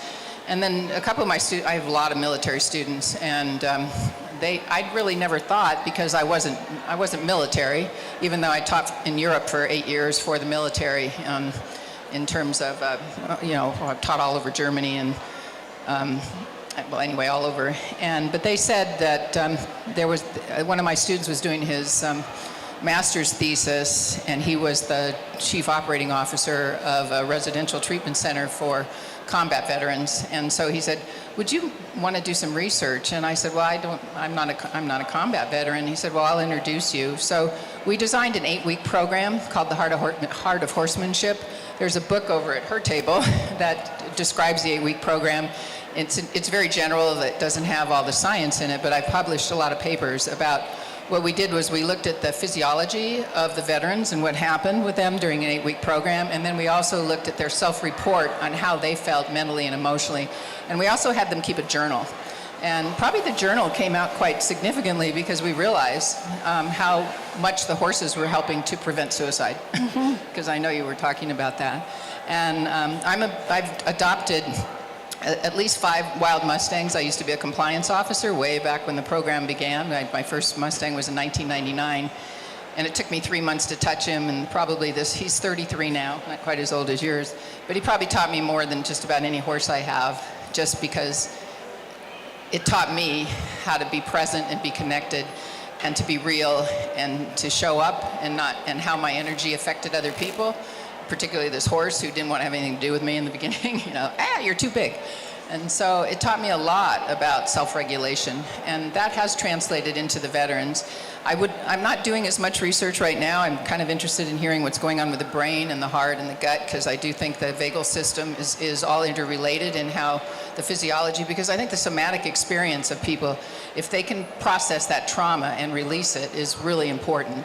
And one of the things that, I hope I'm not taking up too much time, but one of the things that we found when we looked at heart rate variability, which significantly improved every time, every week to a point, and every time, I've done this, the reason I'm not doing it is because every time I keep doing it, it comes out the same, that they get significantly better and better when they learn how to manage their autonomic nervous system through working with and petting and connecting and joining up. And I do let them ride some of my horses that are very gentle and very present. And but what was really interesting, and it'd be interesting to talk to some of you about, is it wasn't until like the 4th week that their self-report said that they were feeling better. Their body was better, but in their minds they were still kind of fucked up, And so it's funny because maybe by about the 6th time I did the Heart of Horsemanship program, it was the 2nd week, so I don't know, maybe I got better at helping them think they were getting better. But so I'd be happy to talk to you. And the Mustangs have been probably the quickest. All the horses are good because they're but they're the quickest is getting to the heart of I think it's just that wild nature that they seem to connect so deeply to and particularly the combat veterans. And it's just amazing to me sometimes when the veterans show up and they're like, what are we doing here? Why do we have to be here? And then, the next thing they're just like, wow. And they want to take the horses home. A couple of them, I'm glad to see you have a service dog. One gentleman with a traumatic brain injury was afraid of horses, and now he's helping with the service dogs, Shelter to Soldier, preparing these dogs, and he's like been on TV, and everybody's asking him. He's got help people with their dogs. He said, "I never would have done this if it hadn't been for Rusty." So I feel like with the science, I'm helping to advance the field, and I appreciate you listening to me. Thank you. Thank you. Michelle Kay, the founder and executive director of Operation Equine. We do equine-assisted psychotherapy and learning for military service members and veterans and first responders and their families and caregivers. Oh my goodness, it's so inspired. I love this group of people right here. Everyone on this team brings their superpowers to the table, and we all do what we do in a different way. And so it's a really powerful group of people. I'm really honored to be here. So we have been doing work since 2009. No, excuse me, since 2019. In this space, and we work with 3 different pillars. The way we work is we work with individuals and groups and families, and then we also work with different organizations if they want to bring in their team. We've had Fort Carson. We're located here in Colorado, so we've had the Fort Carson come up and do some leadership days with us. We've had the Aurora Fire Department, their peer support team, come in. The Denver Police Department, their peer support team. So we really love also working with the organizations to be able to bring in their teams and their departments. And then we also do what we call the Warrior Pack Trip. And so that takes the best of what we do on the ground, and that takes it about 2 days on the ground, and then we hire an outfitters, and we go out into the world, out into nature for 3 days and 2 nights of wilderness therapy on horseback, and then come back and integrate it all. So those are the 3 main pillars that we do. And then also, because I'm a civilian who has the honor to work with the veterans and the service members for the last 13 years, we teach a military cultural competence training to other practitioners, other therapists, other coaches, teachers, employers, anyone who wants to work with the veteran community and would like to do so from a more educated perspective. I know as a civilian, I have made many mistakes over the years, and so having veteran friends who will take me aside and say, "No, that's not how you say it." Like, yeah, they do, which is great. They do always forgive me. And so it's a passion of mine, being able to be a civilian and serve those who have served us, to be able to serve them and their families. Listening to everybody talk about what it is they do, like I said, we all bring our superpowers to the table. One of the ways that we serve is using mindfulness-based strategies. So sometimes people think mindfulness is just this woo-woo, sit on a pillow, contemplate your navel, and breathe and chant Om kind of thing, right? It's like, I'm not going to do that woo-woo mindfulness stuff. And it's really about being present. One of the themes that I've heard from everybody is about being present, that the horses help us to be more authentic, more congruent. And mindfulness can simply be owning one's own impact. Being able to see how I impact somebody else, how I'm impacting this being, this 1,500-pound animal in front of me, and am I being who I say I'm being? As we all know, the horses call us out on it pretty quickly when we're not.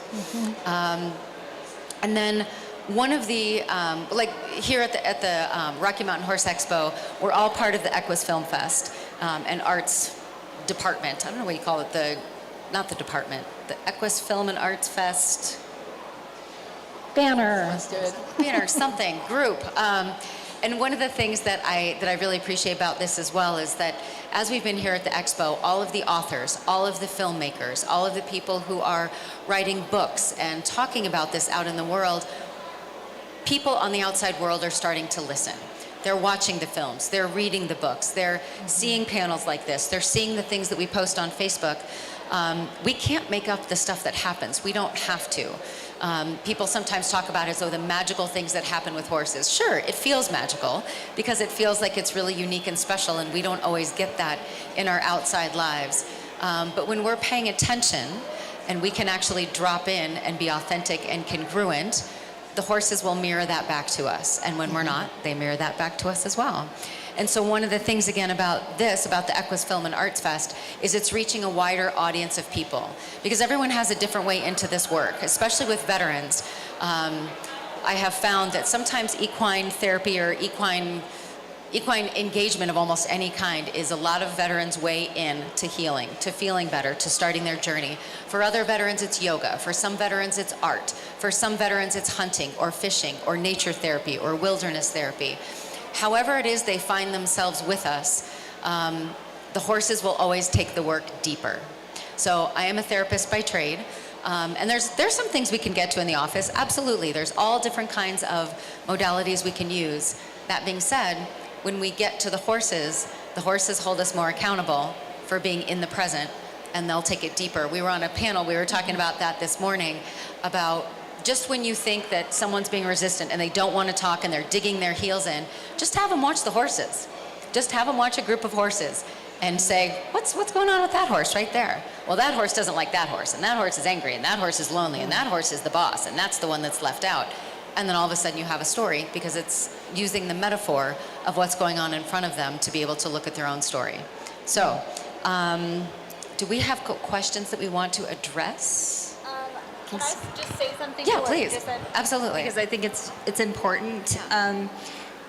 So something that's been coming up a lot lately in the people showing up to our program and the people that I talk to just kind of on the street is that people like to say, well, you know, if I'm upset and I go to the horse, I'm going to make the horse upset.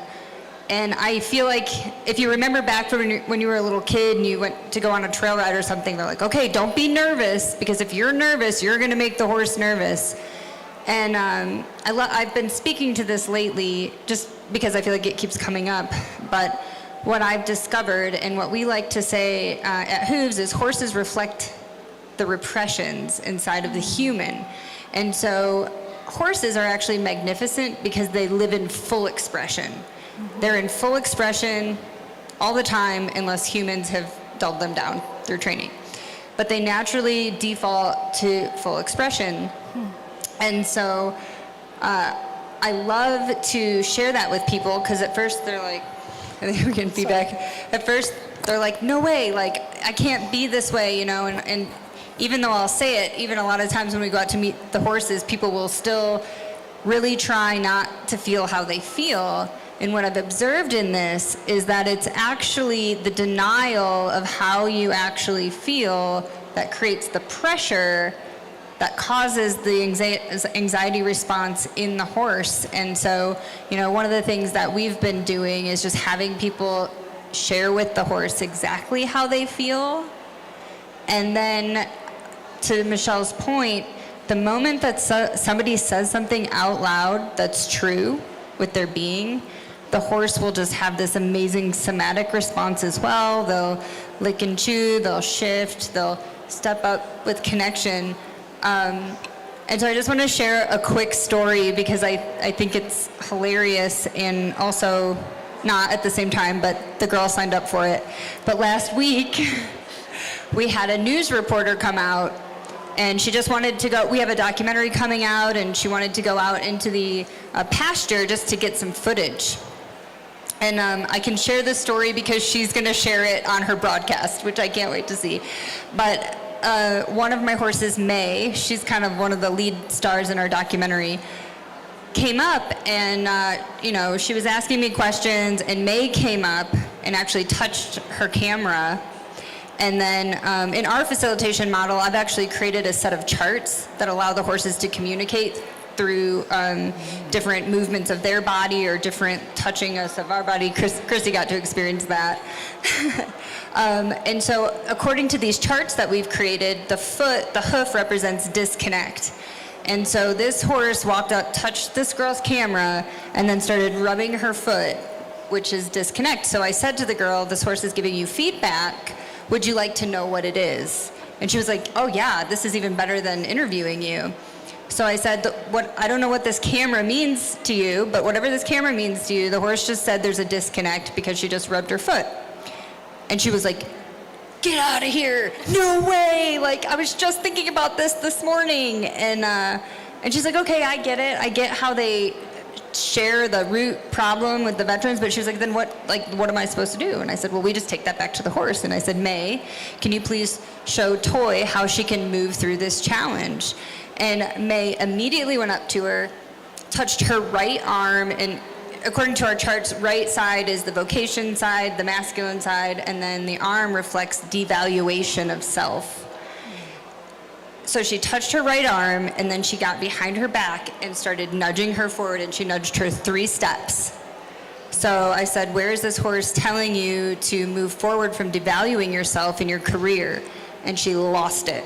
She actually had to shut down the cameras and go and stand over to the side so that she could assimilate to the information that she was just being given, because it was so spot on, you know. And so I did do a coaching session with her to help her integrate that before she left for the day, because that was a big rip open, right?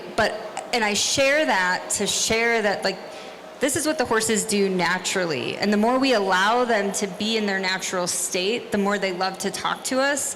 But it's not something that can be shut on or off. If you have a horse, your horse is doing this with you all the time. You just get to choose if you're in a place that you want to take the feedback or not. But it can even happen to anyone that's just coming onto your farm, and that's how real and quick it is, and that's how fast it is, you know. And she was able to come up with, you know, she had had a decision that I think she was making to go with her own business, or she was working for someone else. But anyway, it was just absolutely brilliant to see, and that's how they respond and how quickly it can be, and it sometimes can be in the moments that you least expect. Ooh, girl. So speaking as someone that has, you know, my very own traumas from time in service, horses do it so, like, they're therapists right then. And it's not that speaking in a counselor's office in the traditional setting doesn't work. It's that it takes forever, and then you're sitting there reliving your trauma. You know what's helped us the most? Animals. All the alternative therapies, actually. The art, the yoga, the meditation, music. It's all super fast towards healing. And I do believe, and I don't have the research to quote, but I do believe that for veterans, horses it has been found that they are the most highest rated, quickest, most impactful healing for veterans. So I'm not sure where we're at on time. Does anyone in the audience have questions? We've got plenty of stories to share, but if there's something you would love to know, please feel free to ask us a question. Because otherwise we'll just tell stories. Yeah. Which we could do too. You know what? We should all write a book of stories. That would be fun. Yeah. You know, and I will say, and I just want to like foot stomp the collaboration. I mean, I think a year ago, most of us didn't know each other, and through Lisa and through Equus, we've come together, and I think the only way we're going to get this message out is together, because we're just, it's so, yeah. Oh, we have a question. Yes, ma'am. These guys are veterans. I'm still serving in the Air National Guard. Are you? And no, these are our lovely, lovely supporters. Yes. And you know what? It takes both. And I do get a lot of people that want to help veterans, and they're like, I'm not a veteran. I don't know if I can help veterans. You know, and I guess that brings up a great point. And I mean, you guys can maybe speak to this too, but I've asked a lot of veterans about that, and I think from a veteran standpoint and from talking to a lot of other veterans, they just want people to be real and honest, you know, and a lot of them will say trauma is trauma. I haven't never met a human being that doesn't have trauma to some degree ever, right? And so I think sometimes it's just being vulnerable. And also another big thing that might seem counterintuitive or counterproductive for people working with veterans is trying to tiptoe. Yeah. You know, veterans are like, people treat me like I have a disease because I'm a veteran and I have PTSD, and it's like they try so hard not to like, oh, I don't want to ask this question because I don't want to trigger, and that actually is triggering.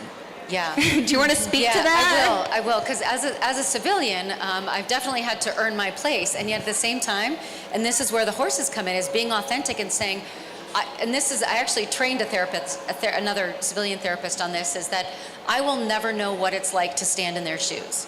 And if as a therapist, I say, oh, I know, I understand, trying to be empathic, that is the BS meter right there, because I will never know. I will never understand. What I can say is I hear you, I see you, I'm here for you, I love you, I'm here to, you know, to guide or facilitate or be present for you. The minute someone who has not served says, oh, I understand, trying to be empathic, you're going to lose somebody. And so what I have learned also is that again, just being present. When I fell in love with the veteran community, the military and veteran community, because I didn't grow up in a military family, but when I started serving those who served, I fell in love and I never looked back because of the values, the service heart, the intention, and what I have found also, and I'm just going to go on a limb and say this, and then I'm going to pass this down, is that something that Amanda said is that, feeling like they've got a disease, like someone doesn't know how to say, like, how do you say anything besides, thank you for your service, and then walk away and, feel awkward about it. But to be able, if you're really curious, or if you really would like to understand what's going on or what someone's going through, if you are a therapist or an educator or a coach, to put yourself out there, to start volunteering with an organization. That's how I started, was volunteering with a veteran serving organization. And just one of the things I've also learned in working with veterans is showing up. If you show up authentically, it's like with the horses, exactly as you are, whether you're messy, whether you're emotional, whatever's going on, you walk in and you say, all right, this is who I am, this is what I've got going on, and here's what I've got to provide or to offer. I'd love to be able to work with you if you're interested, and if you're not, that's okay. I'm not going to take it personally, because it's not personal. Well, sometimes that's not true. Sometimes it is personal, but one of the things I love about veterans is they'll tell me if it's personal. It's a very, yeah, John, do you want to throw something in on that?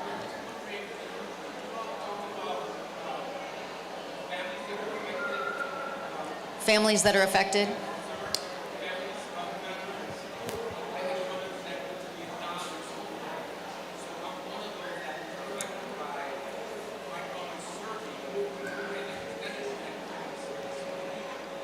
Talk about how it affects the family when people serve? Yes. I would love to speak to that too. Yeah, please, absolutely. Oh, you have Yeah, I've got my mic. So I did not serve, but I come from 4 generations that did. And I also have mental health issues that run in my family line, thankfully. I am not suffering from that, although that's really on a scale, I suppose, because everybody's suffering from something, right? And this is where I'm going to bring Beamer back into this conversation. And again, it's BEMER. Everybody's like, oh, you mean the car? I'm like, no, this is the life-changing, life-saving technology. By the way, by a raise of hands, how many on this panel use a Beamer every day? There's 5 of us. Every day. Right? And we use it for our horses, 6. We also use it for our horses every day. And so this is an adjunct therapy that is supporting at every level of the body in 8 minutes, all 12 systems, every organ, every tissue, every cell.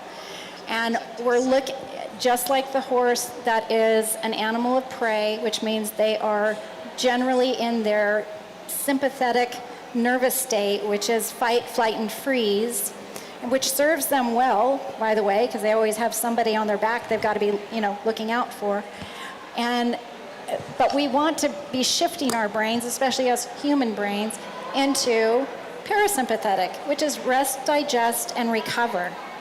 When we're able to do that, we start adjusting all parts of our being, the stress that we all experience at different levels, the trauma that we're experiencing and our horses are experiencing at various levels, all comes back into homeostasis.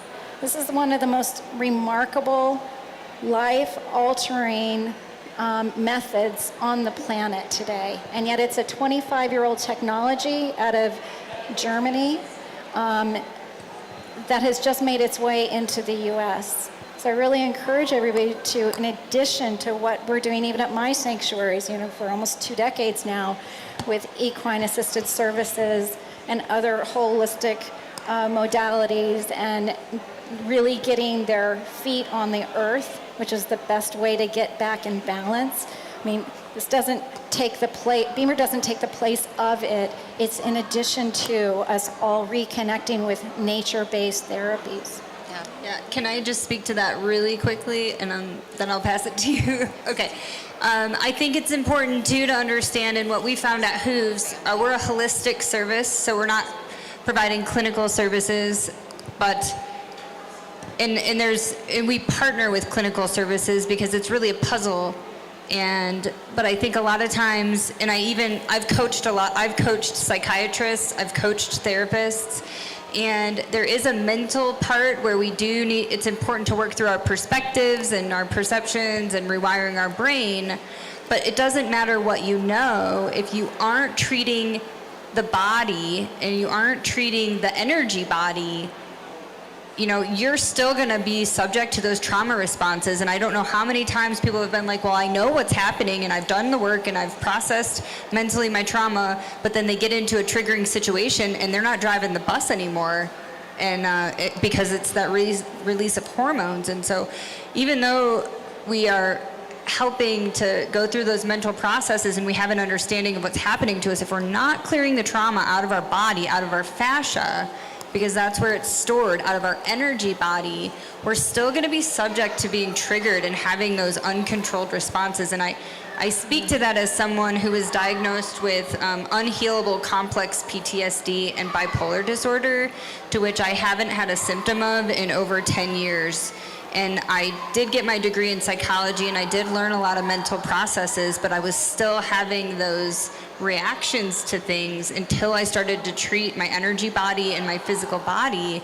And once I treat all three, you know, again, it's over a decade without a single symptom, and I've been cleared of all my medical diagnosis, which, you know, I was told wasn't possible 15 years ago. So, you know, but just, again, the Beamer, and I signed up for Beamer back in December, and I've had it about 90 days, and my husband uses it as well, and it's, even though I have healed, I think it's easy to get into the busyness of our lives and the stress of trying to keep a nonprofit going and all the things.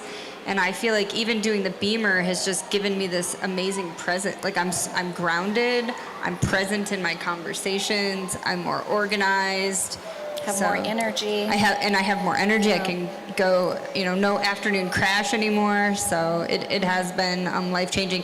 And Andrea has a booth in the first row if you would like a complimentary Beamer session. Yeah. I would say, and just getting back to John's question, because I know we just have a little bit of time left, about intergenerational family trauma, is that, to your question, Matt, is your father was a Vietnam veteran? Is that, what's that, 2 of your brothers? Yeah. So that, I think especially with the Vietnam era, they were not given any of the tools, right, that some of the newer generations have been, in terms of what they're talking about, in terms of, you know, body, mind, spirit kind of healing. And so at the same time, I've actually seen some Vietnam veterans who want to do their work. They've seen how it's affected their family. They've seen how it's affected themselves. And some of that generation are some of the most caring and loving men I've ever met when they're ready to do their work. It's also sometimes on the opposite end of that spectrum, because what they were ordered to do at 17, 18, 19, 20 years old, when they were still developing, right, as older adolescents, they haven't been able to get out of that trauma and out of their pain.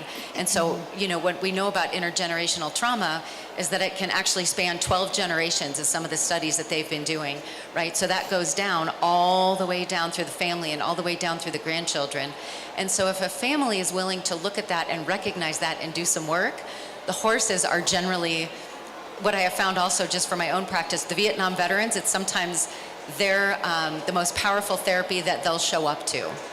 I've had Vietnam veterans who hadn't told their stories for years to anybody, and they get in front of the horses, and that's when the work starts, because they don't want to sit in an office. They don't want to be told all the things that they've been told in an office, but they'll get with the horses and they'll go through, you know, some of the somatic kinds of practices we're talking about. So if a family is willing to show up at the barn, and intergenerational even, right? Let's get in the Vietnam veterans and their sons and their daughters and their grandchildren. I think the horses are a phenomenal way to work with that family unit, especially when you have a herd, because then they can watch those herd dynamics and they can say, oh, Grandpa, that's you, especially when you're angry, right? And being able to then work it through that metaphor is a wonderful way to start working through that intergenerational trauma. And because of the work that you and Sarah do, that's something you all could absolutely do, because you also have a daughter, right, in the service. And so because you all know what you know as parents, that's something you can pass down on to your daughter, right? And being able to get her while she's still young and she's still in service, because I imagine she's probably still carrying some of the trauma of her uncles, right? That's going through all of that. So I don't know if that addresses. Ellen, you want to say something? Okay. Does anybody else? Oh, yeah. Hi. Here, I'm going to come over. Oh, gosh. So I can hear you. This is not a question, but two of my brothers are, well, one of them has been in the military for 4 years and is now out of it. And one is going into the National Guard. And,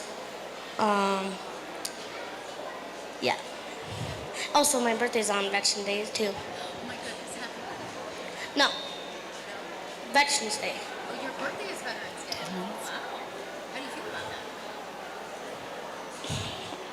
How do you feel about your brothers being in the military? None of them really are in the military right now, but one was and one is going to be. Thank you. Thank you for sharing that. What's your name? Tabitha. Thank you, Tabitha. Anyone else? Okay. Anything, any wrapping, closing words that anyone else would like to Yeah. say? We have one? I'll go. Yeah. So I just wanted to say too, so I'm a survivor of suicide. And what does that mean? That means in 2004, while deployed in Afghanistan, I attempted to take my life. Thankfully, I did not succeed. I tried the routine therapy, the textbook therapy for many years, going from one therapist to the next, and not finding any results. And I can tell you that I've gotten far more results working with animals, especially animals that are rescued from situations themselves. And just especially with equine assisted therapy.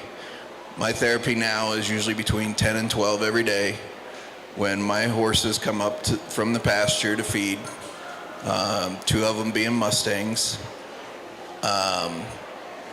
And that's my daily therapy. I go out, I brush them out, I speak with them, we interact, and I have gotten more out of that therapy than I have traditional therapy in my entire life.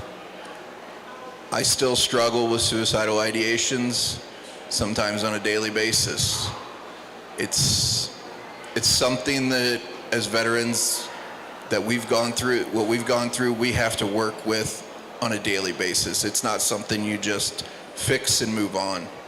And a lot of these programs that you see up here, they're giving us the skill sets to work through those mental health issues that we deal with on a daily basis. These programs are so important, and to have more than half of this group up here never have served in the military, but devoting their lives to research and programs that are helping us veterans, that's what speaks to us. I mean, as long as you're not the VA or a politician, we love you. And I'll end with that. That was a mic drop. Can I speak that, thank you. Can I speak just a little bit more to, about programs that we have for the full family?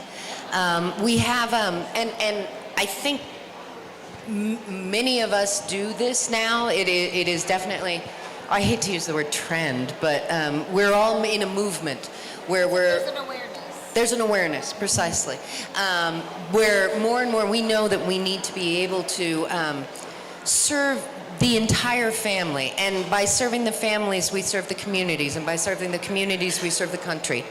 And in order, what we do is we have family groups come out, and we'll have them come out and we'll go through the same programs. We do, one of the things that we do is an equine assistant trauma releasement, and that trauma releasement is really neat, I think, and everybody else seems to think, because they, you don't have to actually verbalize anything that actually happens. I think we're one of the only programs, and I may be totally wrong, we're one of the programs that specifically, it's a very simple method, and then we simply allow people to be able to release their trauma. They don't need to go into it, they don't need to verbalize it, they don't need to relive it. They need to bring up a moment and give it assign it a number of that relates to how it makes them feel. So like a 10, for instance, is every time I think about it, I never stop thinking about it. I can't go to sleep for thinking about it. And if I do go to sleep, I have nightmares about it. And then 0 being, well, I know it used to bother me, but it doesn't really bother me so much anymore. And this is something we've worked with this, and we've been doing more and more with this with groups in being able to have them, we can have members of a family on the same horse being able to work with this. This literally takes 2 minutes to be able to make modifications. And virtually almost every single individual I've ever worked with is able to release at least a little bit of trauma when they do this practice, when they use this method. And in doing so, they feel hope. And I think hope is really one of the things that's going to get us through, that we're going to be able to, that we can envision a world where we all want to be. Not necessarily the one we're in this moment, but when we can feel a little tiny bit of change, we believe again that it can exist. And that's what gives us sometimes the confidence, the trust to be able to keep going. And so we want to help the entire family, the community, everyone, because we're so all interconnected. Thanks, excellent question. And I'll add one more thing to that on the family side. So one of the things my nonprofit, Kahuba.org, does is donates Beamers around the world to other horse rescues, veterans centers, first responders, etc. So, and Christy Schramm's, Christy actually also works for Mount Carmel Veterans Center. They're one of Kahuba's partners. We have now opened 2 walk-in free facilities in connection with Mount Carmel. One is in Pueblo at St. Mary Corwin's Hospital, and then we have one in Westcliff. What do we actually call that building? It's the county courthouse, actually. Okay. Well, I guess it is the county courthouse that also serves for the Veterans Administration, et cetera. So that's just the first 2 that we've started in southern Colorado, and we have 9 more slated to be opening before 2025, and we're making our way up the Front Range. So eventually we plan to take this nationally, but with Mount Carmel, we have a pilot program that's really exciting, and hoping to get insurance to actually pick up the purchase of a Beamer so everyone can have one in every home and one in every barn for their horses. And yes, and I should have said too, that is for veterans, their family members, adults, and children. Good job. Thanks so much. Yes, thank you guys for coming up. That's awesome. Thank you.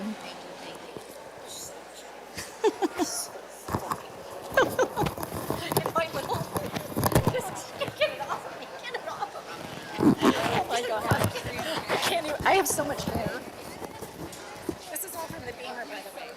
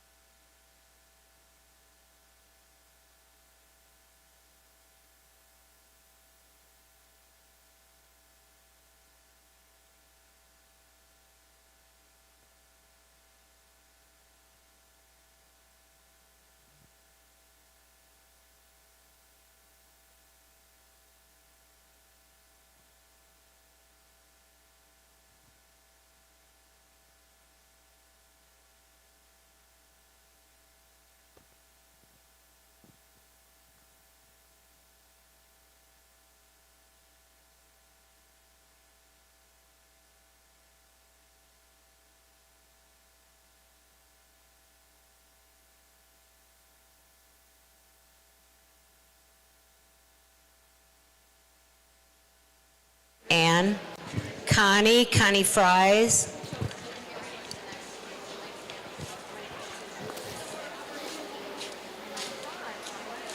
Well, I know Jamie could.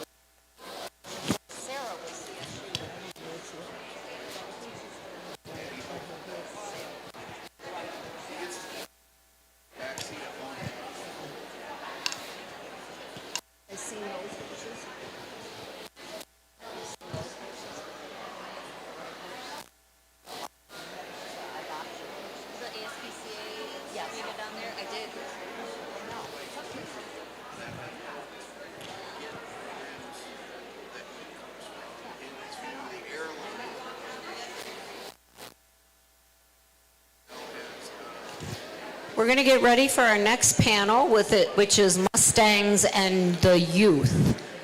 As soon as I can get Connie Fries here and Ann Sodders. Connie.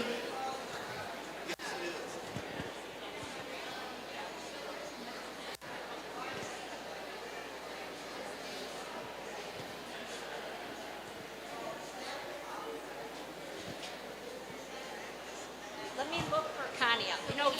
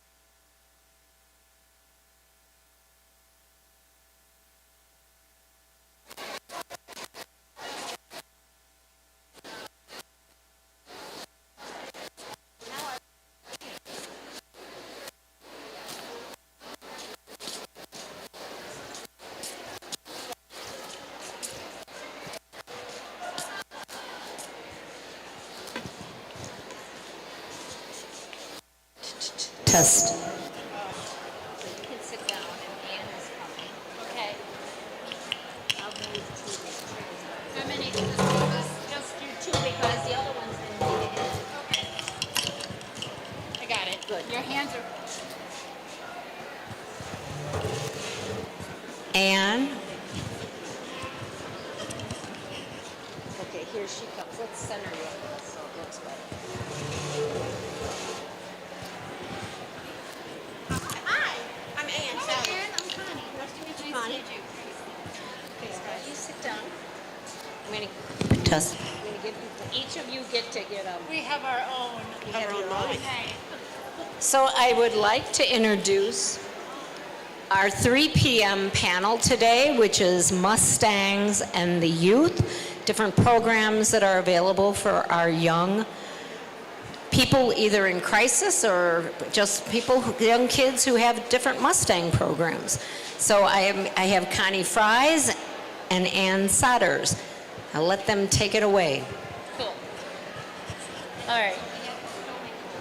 Oh, yeah, no, that's fine. Well, I'm Connie Vries, and I have TAME, which is Teach, Advocate, and Mentor Through Equines. And what we do there is I work with both GEMS and Vista Charter School, where we match at-risk youth with wild horses, and they learn how to gentle these Mustangs, also while learning social-emotional skills and receiving a credit towards graduating high school. So that's what I am doing. I'm Ann Souders, and I'm with Forever Branded, and I have been privileged to be with the Mustang groups for the last 14 years and have got to see the youth do remarkable things with a wild horse. And more than that, I've seen what the wild horse and training a wild horse can do for the youth. So that's a remarkable thing. I always tell people that the youth are our rock stars. They really are. Yes. And it teaches them how to live authentically, to be their authentic selves, because absolutely, these Mustangs have a way of I don't really want to say breaking us down, but really helping us take a good look at who we are. Being honest, yes. Absolutely. Yes. And I love to see, now that I've been in the Mustang community for so long, I've got to see youth that have grown up. Now they're adults. Yeah. And I can see what training a wild horse, how it's prepared them for life. Absolutely. Through their dedication, hard work, earnest effort, compassion, yes, patience, love, care, responsibility. Yes. All of that has helped them to be wonderful adults, mom and dads, employees, leaders.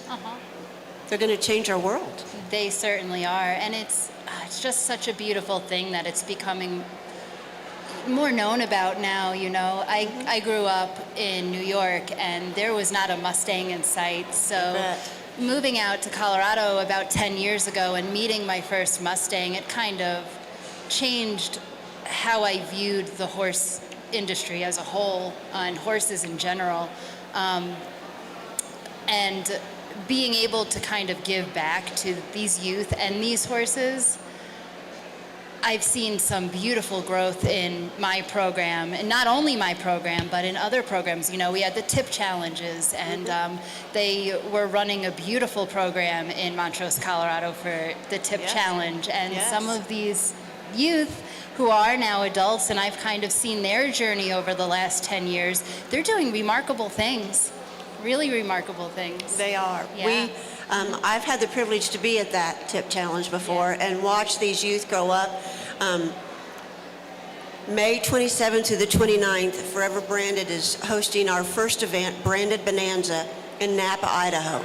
We have had many teens and youth just pick up their Mustangs last weekend. Wow. So if you go to Facebook and you go to Branded Bonanza, you will be able to follow these youth that have just picked up this wild Mustang or burro and follow their journey through the end of June.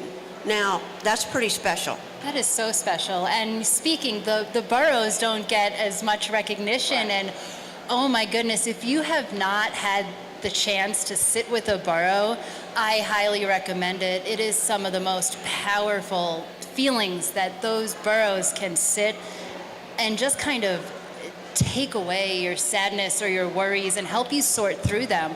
Like, yes, Mustangs are great at it, but oh boy, the burros do something special too. Yes, it's fun to watch, and on both sides, and we're really blessed. We'll get to be there in Napa, Idaho in June and get to watch as these kids will compete and show these Mustangs and burros and what they have and what it does for the families. You know, it takes a community. It takes a family to do this. Absolutely. And seeing all this and seeing the parents and the grandparents and the aunt and uncles come and cheer on that youth, that's what America needs right now. Absolutely. We need it more than ever right now. Yes. We certainly do. You probably have lots of stories. Do you have a story to share with us today? Ooh, I have so many stories specific to youth and Mustangs. I actually brought a couple of my students with me that are in my program. And this individual, when they came into my program, they were very timid, and you know, the school guidance counselor had told me, well, she doesn't raise her hand, she doesn't really communicate with a lot of people, she's very to herself, we're very worried for her. She was one of the more at-risk youths in the school. She came into my class, and some of the first things we touched on were communication, patience, and ego. So how can we apply these things to being in the pen with a wild horse? And then how can we take those things that we learned and apply them to everyday life? Well, this individual, she was with me for 9 weeks before our 3-striker Mustangs came in from GEMS. And she had the opportunity to kind of learn how to handle a horse and how to manage those emotions, how to be patient, how do I kind of put my ego in check so I'm not, you know, forcing that onto the horse. How do I make sure this is a mutual conversation and it's not one-sided, you know? So she took all those things in, and then these 3-striker horses came in, and she connected with one of the yearlings, and those first touches were remarkable. And after that, she went back to school and started raising her hand. She started setting boundaries with other people. And, you know, people get boundaries confused. They don't always have to be rough and angry. Like, it can be a kind and gentle boundary. And what a way to learn it through a horse. Exactly. So she ended up adopting this Mustang. And back at my booth, she made a poster board, and it explains how, out of all the therapy she's been to, this is the one thing that genuinely saved her life, and it was this horse. So kind of seeing how this work is a ripple effect to everything they're doing in life makes it all worth it to me, because not only are we saving the youth, but we're giving these Mustangs that have lost their government protection a chance to live a domesticated life. And that's our responsibility to the Mustangs right now, you know, is to just give them that chance to live a domestic life. That is what is in our power, you know, so. Yes. Yeah. Amazing. I know you can go on and on. I could. And I can think of all the youth that I've met over the years and think of where they are now. Yeah. It's really mind-blowing when you see what it does and what they can do. I'm privileged to know a lot of Kirstens, a lot of Angelas, a lot of Abbies, a lot of kids that I've watched grow up, and now I see them as responsible, great adults, leading America, being leaders in their field and what they do. They got to learn a lot of that through a wild horse. Absolutely. And you get to learn more about your patience and your self-preservation, because a Mustang asks you to come and be honest. Yes. You have to earn the way with them. You sure do. And I love the fact that they never judge us. They don't. They hold that space for us, and, you know, it's so important that we hold that space for them. They're very clear. If you sit in that horse, in the pen with a wild horse, and you actually listen, and I mean feel and breathe with them, you can hear what they're saying. You can hear what they're trying to tell you. It's all in the feeling of it.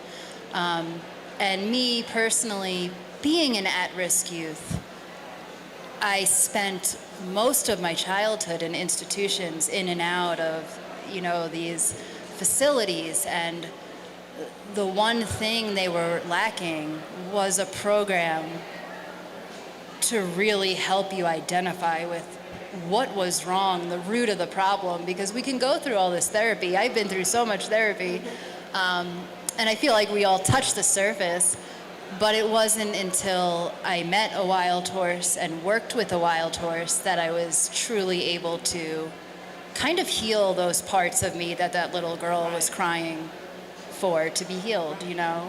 So. Well, you got to take it off of you. Yeah. That's the most healing part, is when we get to take all the things off of us and really put on what's in front of us.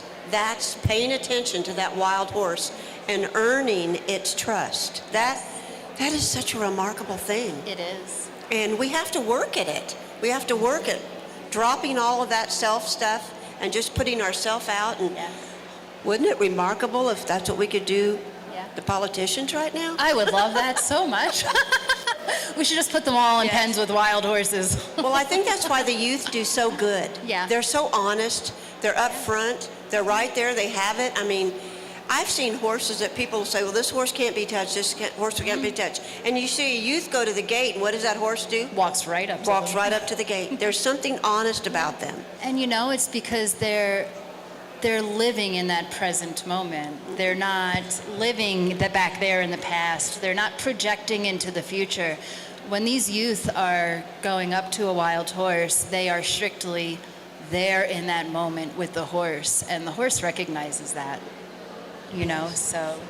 Yes. I loved on our Branded Bonanza page watching, after they pick their Mustang up the next few days, have the parents capture the pictures of the kids as they got the tags off. It's so beautiful. And as they got the first touch. I mean, you feel like you can feel it with them. You're so excited with them. And those kids are doing something constructive. Yep. They're helping. They're helping our cause. And because of that, they're not getting in trouble. Right. They're learning responsibility. Yes. They're getting good work ethic, compassion. Yeah. All the things that we want to teach them. A wild horse is teaching them this. Sure do. You know, and people ask me all the time, like, well, what do you teach these kids in your program? And I'm like, I'm not teaching them anything. It's the horse. The horse is teaching them everything they need to know. I'm just there as a guide and a mentor. Absolutely. You know, to make sure that appropriate decisions are being made. And I never step in unless there are a whole bunch of signs that are being missed, and it's a danger. And I've actually not had that happen. Not once, because these kids, they are so in tune with how it feels. And even if a child is having a bad day and they come to class, I'll say, okay, I'm going to honor that you're not in this space right now. Why don't you go walk amongst my herd and see what happens? 9 times out of 10, they come back and they're like, I feel better now. Can I step in the pen with a wild horse? Yes. Now, yes, you can. Yes. You know, so the Awesome. horses do it. Awesome, yes. And they have no agendas with us. No. They're just there waiting for us to come around. Yes. So, and the kids feel that.